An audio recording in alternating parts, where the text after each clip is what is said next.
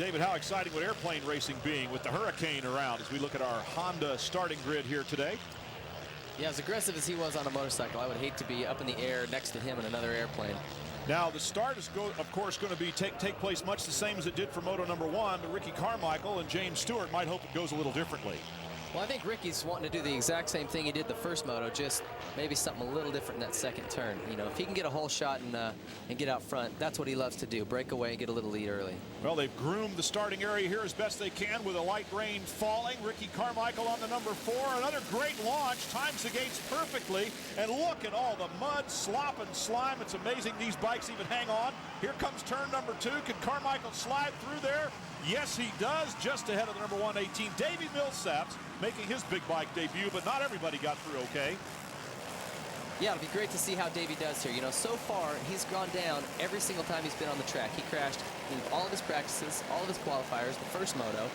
He almost goes down right there, but it'll be interesting to see if he can keep it on 2 wheels. He's definitely got the speed. Davey is the future of this sport, and neat to see how he does in this moto. Carmichael out in front. Villeman on the number 12 was also very much in evidence there among the first 5 or 6 riders.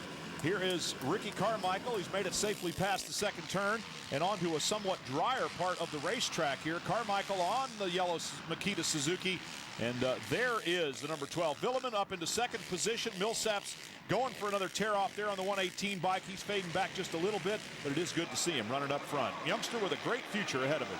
Yeah, he sure does. You know, he just needs to be a little patient. He's used to riding that 250F that is a little lighter. He can throw it around. He can muscle it when it gets a little out of shape. You cannot do that on a 450. And I think he's experienced that a little bit.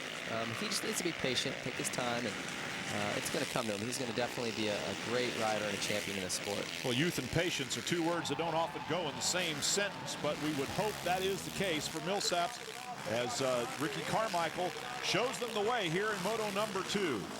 Yeah, and I don't think it's a big surprise Ricky's running the orange gear. You know, he's long loved that gear. Anytime he's got a problem, had a bad moto, he always comes back out in the orange gear. It's a good luck charm for him. So far, it's working. He's already gapping these guys, and I don't know where Stewart and Reed are in this pack, but they got to get up there if they want to catch him. It is Villeman, Millsaps, and the number 11 Travis Preston on a Honda CRF 450R in that order behind Ricky Carmichael. And there's James Bubba Stewart in 5th position, and Millsaps goes down. He's got a perfect record here at Hangtown so far. Hey, at least he's consistent. Crashing in every single time he went out on the racetrack, but he's trying hard, and you got to give him credit for that. Take a look up the hill right now as Ricky Carmichael comes down it on the number 4 machine. No problems, no worries, no troubles so far. And here's where you really do want to kind of ride the ruts in those turns. At least they'll keep you upright. You can see how fast this track's deteriorating. The rain has not stopped. They've had a lights class moto between these two, so the track is rutted, it's chewed up, and getting muddier and slipperier as the day goes on. Ricky Carmichael, and then panning back quickly to David Villeman on the number 12 machine. His Yamaha running in 2nd position. Here's a look at our Toyota leaderboard. We'll be right back. Big hair and mustaches. Much different than it is today, except for the intensity of the racing. Ricky Carmichael on his number 4 Suzuki out in front with a very, very big lead. And James Bubba Stewart working up towards the number 12 of David Villeman, the runner-up. And the way he passed him in the first moto, you have to think it won't be long before he goes by again. Yeah, that's not to knock on David Villeman, but Stewart and Carmichael are going so much faster than everybody else. They're just on a completely another level. And I think everybody kind of knows that. You know, they don't want to really accept it, but at the end of the day, you look at the lap times and they don't lie. Villeman looking back at Stewart and perhaps feeling as though the inevitable is about to happen. Nevertheless, he is a racer, he is a fighter. Villeman will do everything he can to prolong what might, in fact, he might be unable to stop. And there goes Stewart around him on the inside. It'll be interesting now to see if Stewart can close that gap on Ricky. You know, he's had faster lap times like we talked about in practice. He was 2 seconds a lap faster, but now you've got a track that's broken down, it's rutted, it's a little more muddy.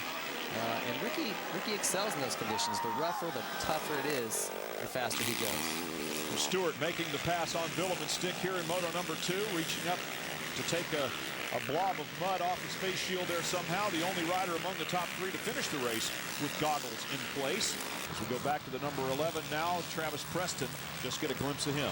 That's a good ride for Travis. You know, got a new gear deal now with Fox, and he's trying to put a good season together. His Supercross season was a little up and down, and he needs to have a good summer.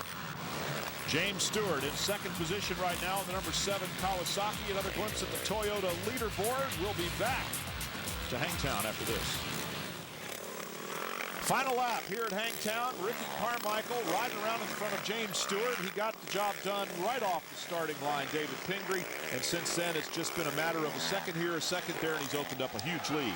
Yeah, now the question that goes unanswered here is, did James Stewart realize he had the overall, let him go, not really chase him down, or did Ricky just flat drop him? So we'll have to go to High Point next weekend to find out the answer there, to see if Ricky had more speed, just didn't have goggles in the first moto, or James just didn't really charge the second moto because he knew he had the overall wrapped up. I'm going to go with A, because these are professionals, and of course, James knows that if he finishes second behind Ricky, and that's what's going to happen, he will take the overall, so why fight for something that isn't going to make any difference? If he beats Ricky Carmichael, he wins the overall also, so no big deal.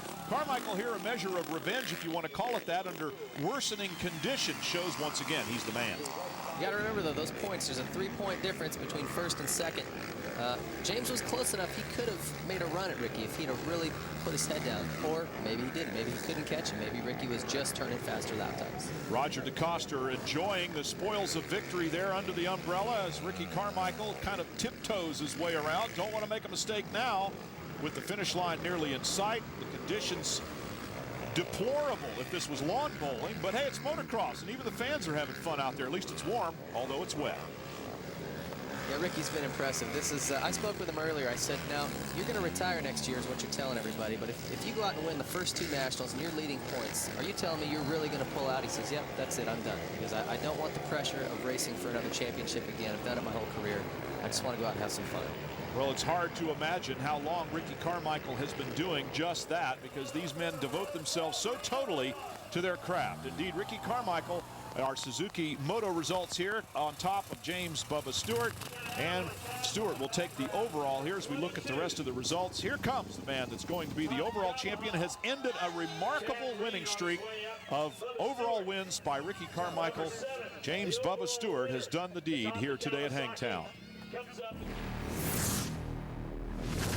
I'm so pumped. You know, it's been over a year since I won one of these things, and you know, coming here, you know, I had struggled on Saturday and then struggled a little bit today, but you know, we was able to get the job done. You know, the first moto, you know, we went forward and you know, had a good battle with Ricky and then passed Chad on last lap. And second moto, I saw him out front, and you know, I just wanted to settle in and get the overall. You know, I knew I could win in the second, but I sure could lose it if I tried to go for it. So I'm happy. And there's the answer to our question, with James Stewart atop the overall leaderboard with a 1-2 finish there. Ricky Carmichael third and first, good enough for second overall. And Chad Reed takes third on the podium. It's possible that this is my last season, but you know, like I told you yesterday, I just want to have fun this year and enjoy it. You know, it's we're leaps and bounds better, I believe. It's, you know, the bike's a lot more fun to ride, and I'm happy. You know, that's all it means. I got a lot of rocks in my eyes. I took my goggles off, which is kind of stupid on my part, but that's why I wasn't here on the podium in the first one. And we go now to our Racer X Hole Shot Award. Same man, same result. He takes the $500 prize on the number 4 Makita Suzuki.